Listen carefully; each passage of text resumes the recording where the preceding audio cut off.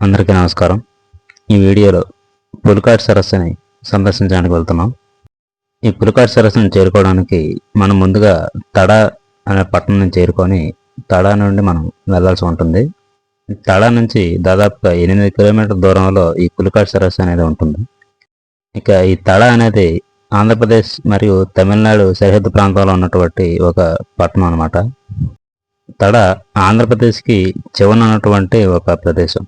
అలాగే తమిళనాడుకి ఆరంభాగం మొదటి ప్రదేశం.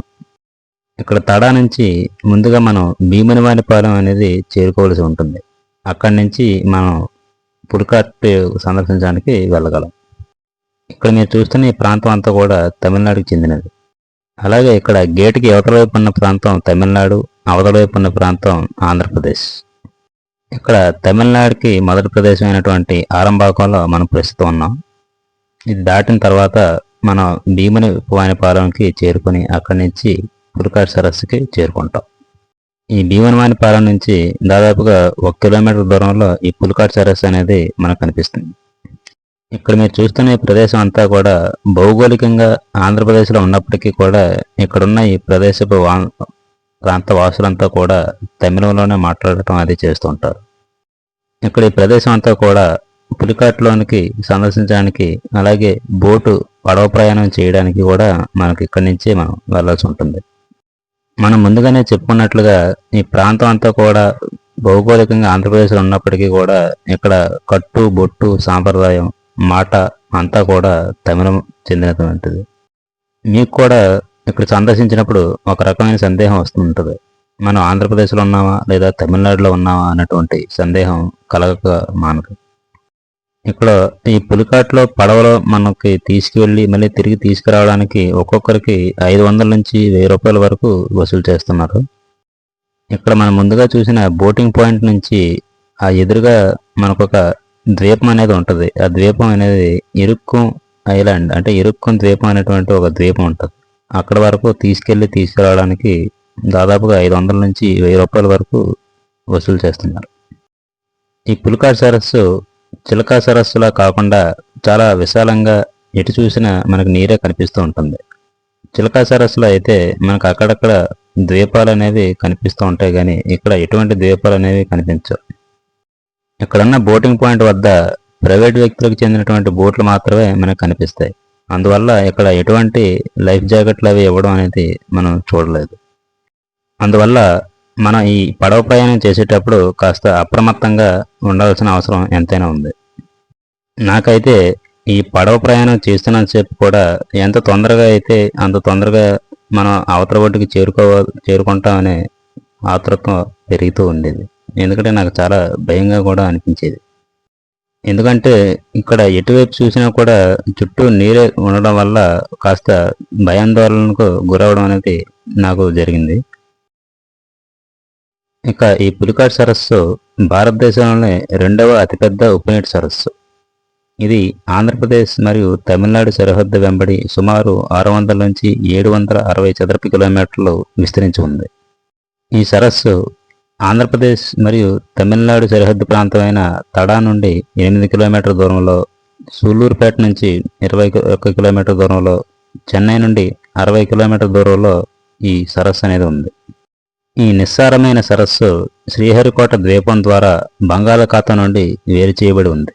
ఇది పులికాట్ పక్షి సంరక్షణ కేంద్రం, వలస పక్షుల ఫ్లెమింగో మరియు 17వ శతాబ్దపు చారిత్రాత్మక డచ్ వాస్తుశిల్పానికి ప్రసిద్ధి చెందిన ఒక ప్రధాన పర్యాటక ప్రదేశం. మొత్తానికి మనం అనుకున్నటువంటి ఈ ద్వీపం ఏదైతే ఉందో ఇరుక్కుం ద్వీపానికి చేరుకున్నాం. అక్కడ మనం ముందుగా చూసిన బోటింగ్ పాయింట్ నుంచి ఈ ద్వీపానికి చేరుకోవడానికి దాదాపుగా 30 నిమిషాల సమయం పట్టింది. ఇందాక మనం చెప్పుకున్నట్లుగా ఈ ప్రాంతం అంతా కూడా తమిళ భాష, తమిళ వేష, తమిళ ఆట, తమిళ పాట మాత్రమే ఉంటుంది. తెలుగు అనేది ఎక్కడ కూడా వినిపించదు, కనిపించదు. ఆంధ్రప్రదేశ్ మరియు తమిళనాడు సరిహద్దు వెంబడి ప్రధానంగా ఆంధ్రప్రదేశ్ తిరుపతి జిల్లాలో విస్తరించి ఉన్న ఒక ముఖ్యమైన తీర ప్రాంత చిత్తడి నేల. ఈ సరస్సు 1 నుంచి 3 మీటర్ల లోతు కలిగిన ఒక నిస్సార జీవావరణం ఉంది. ఇందులో బురద నేలలు, మడలలు మరియు గొప్ప సముద్ర జీవ వైవిధ్యం కూడా ఉన్నాయి. మనం ఈ ద్వీపంలో అడుగుపెట్టిన మొదట్లో మనకు ఒక శిలాఫలకాన్ని మీరు చూసే ఉంటారు. దానిపై కూడా తెలుగులో రాసి ఉన్నటువంటి శిలాఫలకాన్ని మీరు చూసి ఉంటారు. వాస్తవానికి ఈ ప్రదేశం అంతా కూడా ఆంధ్రప్రదేశ్కి చెందినది. ఇక్కడ స్కూల్ కానీ, ఇంకా హాస్పిటల్, ఇంకా తుఫాను బిల్డింగ్, ఇటువంటి కట్టడాలన్నీ కూడా ఆంధ్రప్రదేశ్ ప్రభుత్వంచే కట్టబడినవి. ఇక్కడ వీరంతా భౌగోళికంగా ఆంధ్రప్రదేశ్లో ఉన్నప్పటికీ వీరికి కనీసం తెలుగు మాట్లాడడం కానీ రాయటం కానీ రాదు. కనీసం మనం తెలుగు మాట్లాడితే అది అర్థం కూడా కాదు. ఇక్కడ మీరు చూసిన ఈ దేవాలయం కూడా ద్రావిడ నిర్మాణ శైలిని పోలి ఉండటం మీరు గమనించవచ్చు. ఈ గుడి పక్కనే చిన్న కమ్యూనిటీ హాల్ లాంటి చిన్న కట్టడం అనేది మనం చూడవచ్చు. ఆ కట్టడంలో టీవీని ఏర్పాటు చేసి ఆ టీవీలో తమిళ సినిమాలు, తమిళ పాటలు, తమిళ ఆటలు మాత్రమే మీరు చూస్తూ ఉన్నారు. ఇక్కడ రోడ్లు కూడా విస్తారంగా ఉండటం మనం గమనించవచ్చు. ఈ ద్వీపంలో ఉన్నటువంటి ప్రజలు ఇక్కడ నుంచి బయటికి వెళ్ళాలన్నా లేదా బయట నుంచి లోపలికి రావాలన్నా వీళ్ళకి ఉన్న ఏకైక మార్గం పడవ. 1976లో ప్రకటించబడిన పులికాట్ పక్షి సంరక్షణ కేంద్రం ఒక ప్రధాన ఆకర్షణ. ఇది అక్టోబర్ నుండి మార్చి నెలల మధ్య ఫ్లెమింగోలు, కొంగలు, కింగ్ఫిషర్లు వంటివి వేలాది వలస పక్షులు ఈ ప్రాంతానికి ఆకర్షిస్తుంది. ఇది ఒక ముఖ్యమైన వలస పక్షుల ఆవాస కేంద్రం. దీన్ని సంతానోత్పత్తి ప్రదేశాలు, నేలపట్టు వంటివి సమీప ప్రాంతంలో ఉన్నాయి. వలస పక్షులను చూడడానికి పడవ ప్రయాణం చేయడం, చారిత్రాత్మక పులికాట్ అంటే పలవేర్కాడ్ పట్టణాన్ని అన్వేషించడం మరియు డచ్ వలస రాజ్యాల కాలం నాటి ప్రదేశాలను సందర్శించడం వంటివి ఇక్కడ ముఖ్యమైన కార్యకలాపాలు. ఈ పులికాట్ సరస్సు ఉప్పునీటి సరస్సు అయినప్పటికీ సముద్రపు నీరు మరియు మంచినీరు కలిసి ఉండటం వలన సముద్రపు నీరు అంత ఉప్పగా అయితే ఉండదు. దీని అసలు పేరు ప్రళయ కావేరి. అది పులికాటుగా మారింది. ఈ పులికాట్ సరస్సు ఆంధ్రప్రదేశ్ రాష్ట్రంలో ప్రధానంగా తిరుపతి జిల్లాలో దాదాపుగా 250 చదరపు కిలోమీటర్ల వైశాల్యంలో వ్యాపించి ఉంది. వర్షాకాలంలో ఇది 460 చదరపు కిలోమీటర్ల వరకు పెరుగుతుంది. భారతదేశ కోరమండల్ తీరంలో చిల్కా సరస్సు తర్వాత రెండవ అతిపెద్ద సరస్సు. పులికాట్ సరస్సు యొక్క దక్షిణపు ఒడ్డున తమిళనాడు రాష్ట్రంలో తిరువల్లువర్ జిల్లాలో పులికాట్ పట్టణం ఉంది. ఇక్కడ పులికాట్ పక్షుల సంరక్షణ కేంద్రం అనేది ఉంది.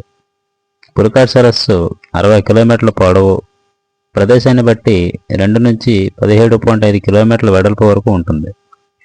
1వ శతాబ్దానికి చెందిన ఒక అనామక రచయిత రాసిన Periplus of the Erythraean Sea అనే గ్రంథంలో పులికాట్ను భారతదేశపు తూర్పు తీరం వెంబడి ఉన్న 3 ఓడరేవుల్లో ఒకటిగా పేర్కొన్నాడు. 2వ శతాబ్దంలో టాలమీ పొందుపరిచిన ఓడరేవుల జాబితాలో ఇది కూడా ఉంది. 13వ శతాబ్దంలో మక్కాలో కొత్తగా నియమితులైన ఖలీఫాకు కప్పం కట్టడానికి నిరాకరించడంతో వారిని అక్కడి నుంచి బహిష్కరించడంతో వారు 4 ఓడల్లో పడవల్లో బయలుదేరి ఈ తీరానికి వలస వచ్చారు. తర్వాత పోర్చుగీస్ వారు ఈ ప్రాంతంలో 1515 ప్రాంతంలో ఒక చర్చిని కూడా నిర్మించారు. దాని తాలూకు శిథిలాలు నేటికి ఈ ప్రాంతంలో కనిపిస్తాయి. తర్వాత డచ్ వారు కూడా ఇక్కడికి వచ్చారు. 1700 సంవత్సరం నాటికి బ్రిటిష్ ఈస్ట్ ఇండియా కంపెనీ వారు దక్షిణ భారతదేశం నెలకొల్పిన అతి కొద్ది వర్తక స్థావరాల్లో పులికాట్ కూడా ఒకటిగా ఉండేది. ఈ సరస్సు 84% ఆంధ్రప్రదేశ్లో, 16% తమిళనాడులో విస్తరించి ఉంది.